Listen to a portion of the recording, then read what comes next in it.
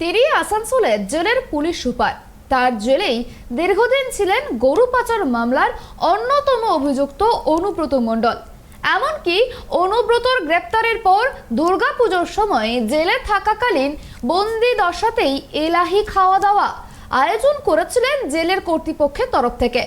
জেলে বসে কবজি ডুবিয়ে ফ্রাইড রাইস, দেশি মুরগির ঝোল, সুস্বাদু কাতলা খেয়েছেন কেষ্ট।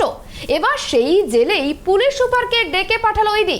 5 এপ্রিল দিল্লিতে হাজিরার নোটিশ, বেশ কিছু নথি নিয়ে তাকে হাজিরা দিতে বলা হয়েছে বলেই সূত্রের মারফত খবর।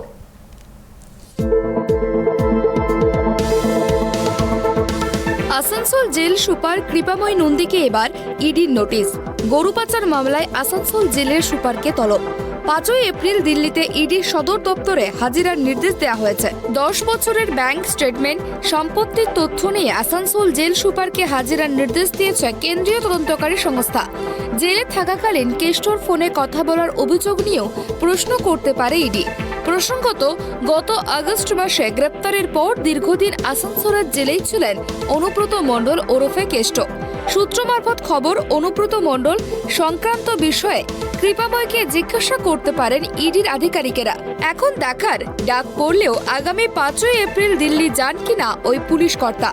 এদিকে তদন্ত যত এগোচ্ছে ততই অনুব্রতর ওপর চাপ বাড়িয়ে চলেছেন তদন্তকারীরা। হাতে উঠে আসছে নিত্য নতুন তথ্য। ডাক পড়েছে অনুব্রত কন্যা সুকন্যা মণ্ডলেরও। তার কাছেও বেশ কয়েকবার এসেছে নোটিশ। এমতো অবস্থায় আসানসোলের জেল সুপারকে তলব ইডির নতুনভাবে শুরু করেছে চাপানুতোর। তার কাছ থেকে ঠিক কোন কোন তথ্য পেতে চাইছেন তদন্তকারীরা তা নিয়েই চলছে জল্পনা। অন্যদিকে এখন অনেকগুলি দিন তিহারে কাটাতে হবে অনুব্রতকে।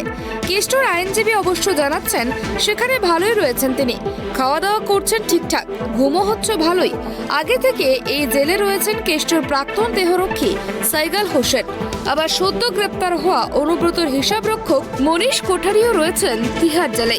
অর্থাৎ অনুব্রতর হারিয়ে যাওয়া ডান হাত ও বাম হাত পুনরায় জেলে বসে ফিরে পেলেন বলেই মনে করা হচ্ছে। Bureau report, tribe TV.